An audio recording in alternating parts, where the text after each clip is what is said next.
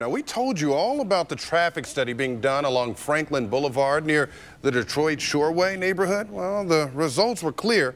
An overwhelming majority of drivers hated those barriers. New tonight, News 5's Kevin Barry explains what experts say the city should do.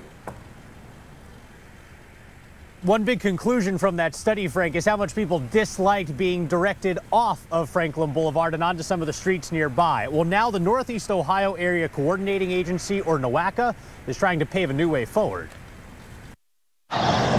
Living on Franklin Boulevard for nearly a decade has made the problem with that residential street pretty clear for Angie Schmidt. The road is a big sort of high-speed cut-through for commuters, and it gets really bad at rush hour, and neighbors have been complaining about it the whole time I've lived here. So the city installed these barriers over the summer, trying to get traffic off Franklin and onto other streets, better designed to handle more cars. Traffic really went down a lot, almost immediately. But the city's data collection shows drivers hated it. Around 70% of people who shared their opinion said they had no interest in seeing the traffic diverters back at any of the 3 intersections where they were tested.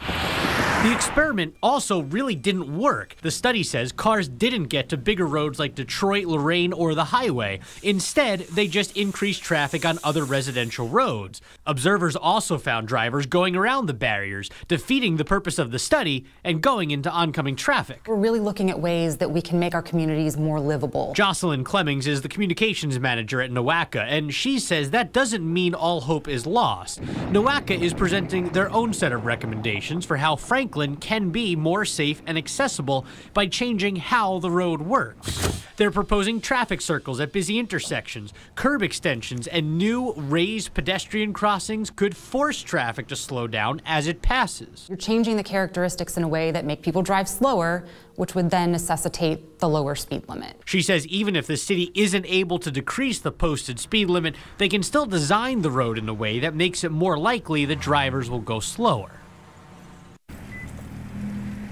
NOAC's recommendation is being presented for the first time tonight in the building behind me. And just flipping through the presentation a few minutes ago, it wouldn't take much for some of those new proposals to rack up into the hundreds of thousands of dollars if the city of Cleveland decides to put any of them in. In Cleveland, I'm Kevin Barry, News 5.